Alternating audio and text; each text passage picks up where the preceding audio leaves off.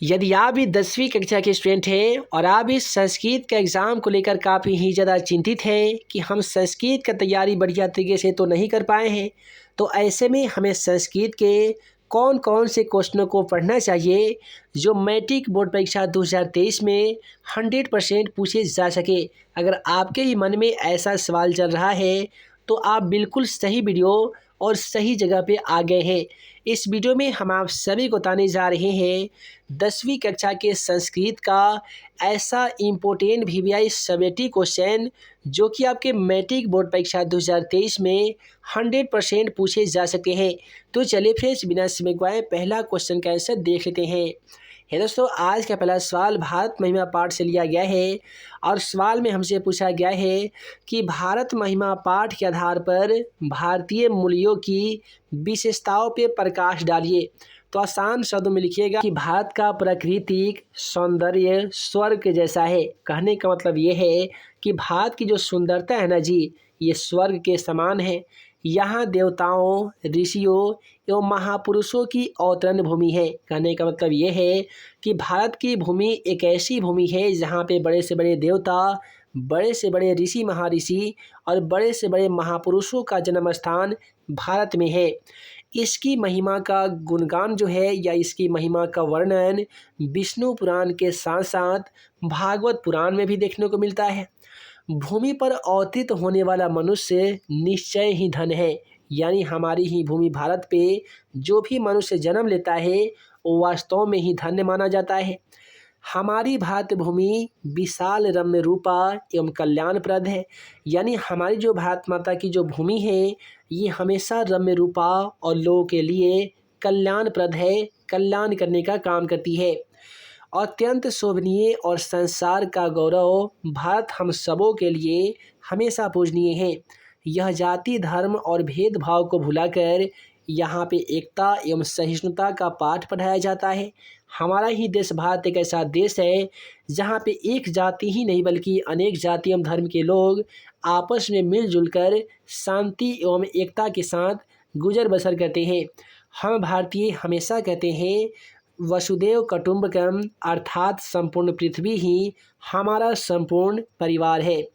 अब अगला सवाल देखिए, क्वेश्चन नंबर 8 जो है वो संस्कृत का दूसरा चैप्टर जिसका नाम है पाटलिपुत्र वैभवम, इसी चैप्टर से ये क्वेश्चन लिया गया है।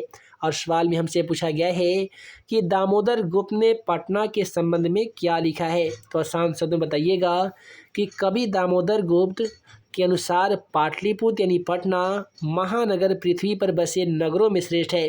यानी कवि दामोदर गुप्त पाटलिपुत्र यानी पटना के बारे में कहते हैं कि इस पृथ्वी पर जितने भी नगर हैं, जितने भी बड़े बड़े से बड़े शहर हैं, उन सभी शहरों में यदि सबसे कोई महाश्रेष्ठ यदि नगर है तो बिहार की राजधानी पटना है, क्योंकि यहाँ पे सरस्वती के वंशज यानी विद्वान लोग बसते हैं। कवि ने इस महानगर की तुलना इंद्र की भरी पूरी नगरी से की है। कवि कहते हैं कि जिस प्रकार से इंद्र भगवान का स्वर्ग बहुत ही विशाल तथा काफ़ी सुंदर है, उसी प्रकार से पटना जो है ये इंद्र के नगर यानी स्वर्ग के समान है। अब अगला सवाल देखिए, इसी चैप्टर से एक और क्वेश्चन लिया गया है कि पटना में कौमुदी महोत्सव कब मनाया जाता था। आसान शब्दों में लिखिएगा कि पाटलिपुत्र में शरद काल में कौमुदी महोत्सव बड़ी धूमधाम से मनाया जाता था। पाटलिपुत्र यानी पटना में जब शरद काल ऋतु चल रहा था उसी समय में कौमुदी महोत्सव एक त्यौहार हुआ करता था। वो काफ़ी ही धूमधाम से मनाया जाता था, जिसमें सभी नगर वासी आनंद मगन हो जाते थे। जिसमें क्या होता था कि पाटलिपुत्र यानी पटना में रहने वाले तमाम लोग इस पर्व त्यौहार का आनंद लेकर आनंद मगन हो जाते थे। इस समारोह का विशेष प्रचलन गुप्त वंश के शासनकाल में हुआ था। इस समारोह का जो प्रचलन हुआ था ना, ये गुप्त वंश के शासनकाल में हुआ था।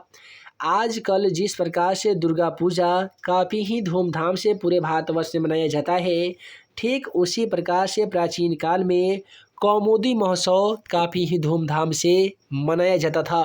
अब यहाँ से 2-3 ऑब्जेक्टिव सवाल मैट्रिक एग्जाम पेपर में पूछे जाते हैं कि कौमुदी महोत्सव कहाँ मनाया जाता था। तो पाटलिपुत्र यानी पटना में। किस ऋतु में? तो शरद ऋतु में।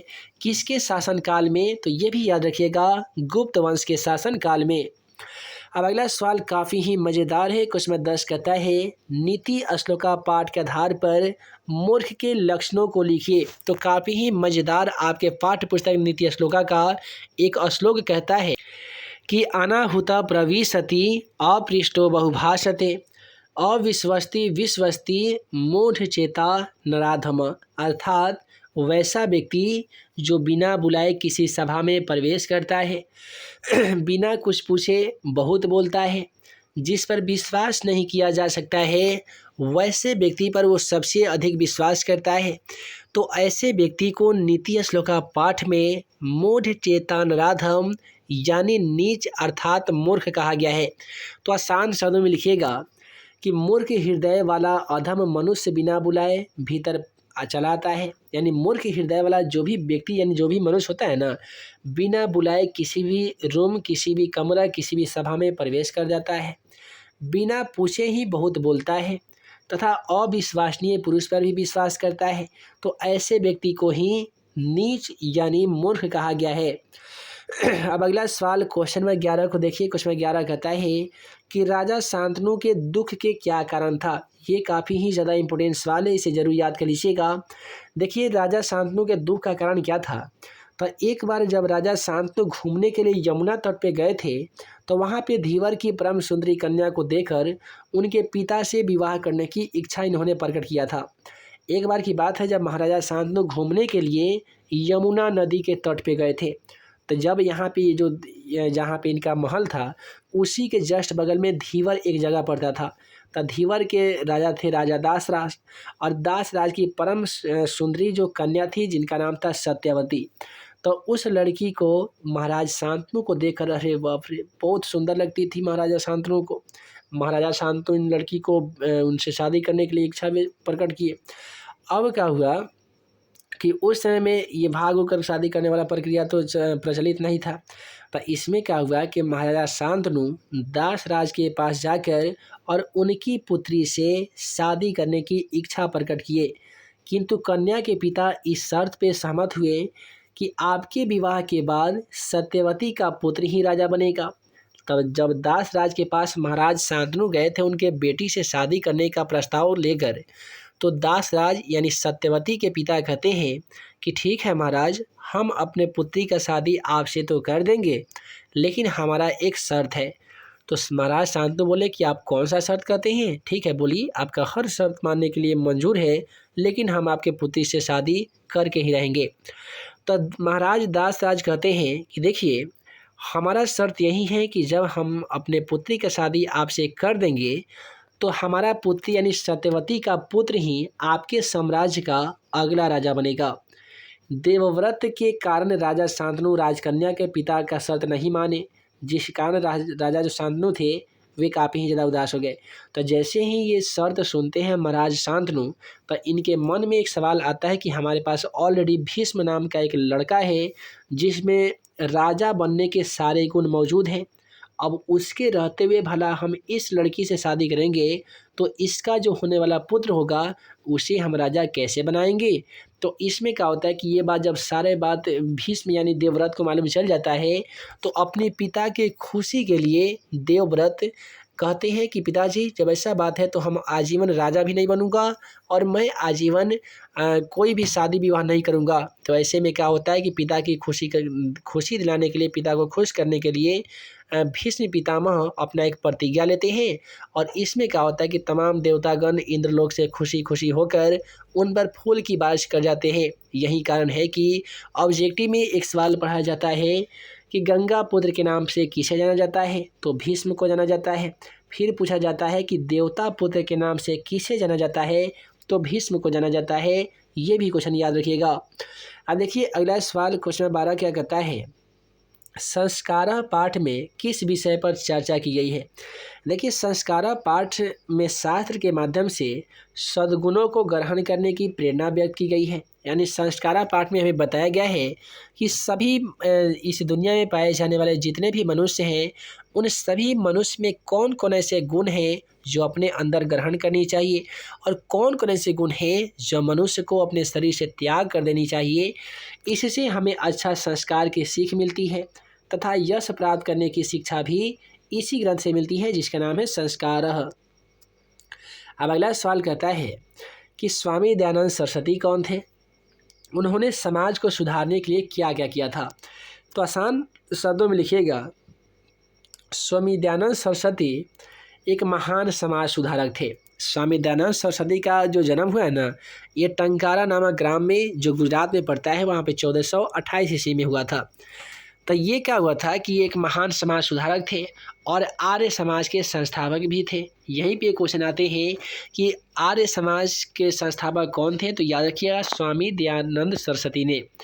इन्होंने मध्यकाल में भारत में फैल रहे छुआछूत, शिक्षा, जाति भेदभाव, आडंबर जैसे कुरीतियों को दूर करने के लिए लोगों में जागरूकता पैदा किए। जब इनका जन्म हुआ था, उनके कुछ ही समय बाद में जब ये समाज में घूमने लगे तो इनको देखने को मिला था कि भारत में अनेक प्रकार के छुआछूत और शिक्षा, जाति भेदभाव जैसे अनेक प्रकार की कुरीतियाँ फैली हुई थी। तो इसे दूर करने के लिए सभी लोगों में जाकर जागरूकता पैदा किए।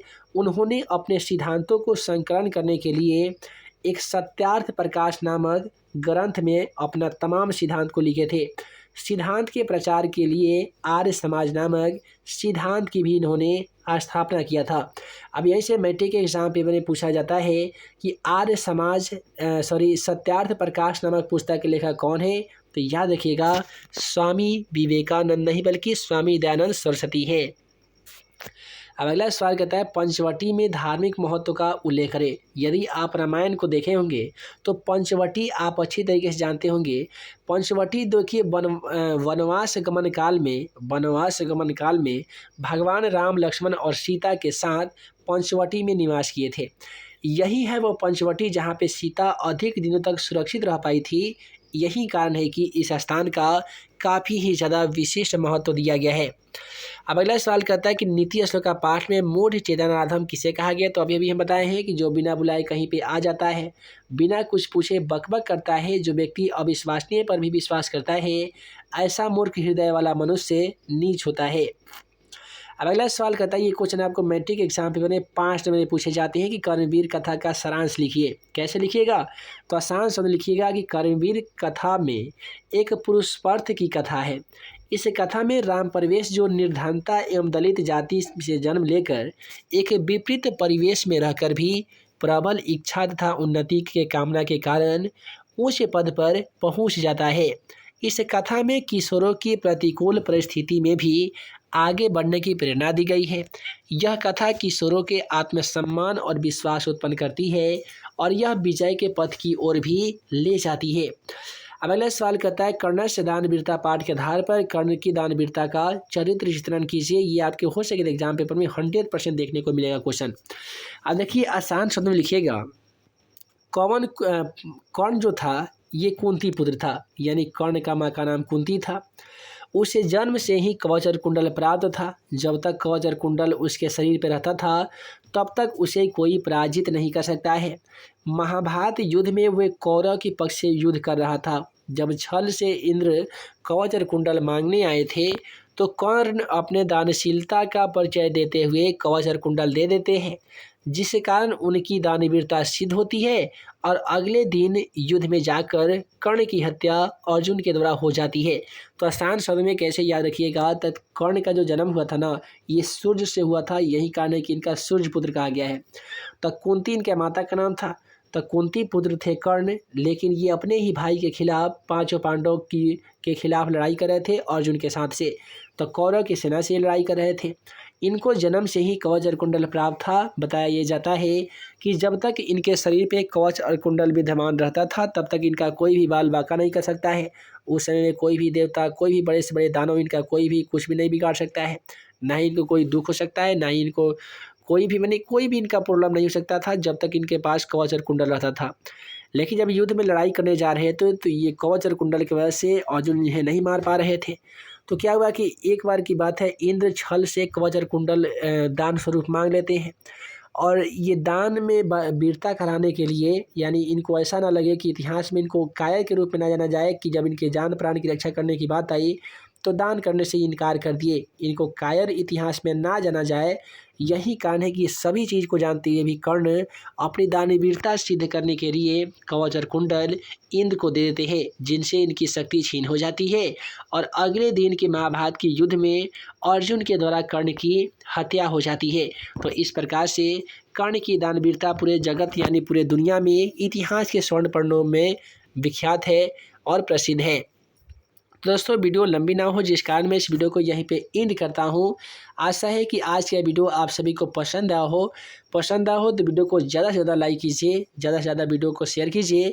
नए होंगे चैनल पे तो चैनल को ज़रूर सब्सक्राइब कीजिए, ताकि ऐसे ही आने वाली हर 10वीं कक्षा का वीडियो आप सभी को मिल सके और आप हमारे द्वारा बनाए गए तमाम इंपॉर्टेंट क्वेश्चन का वीडियो सबसे पहले देख सकें।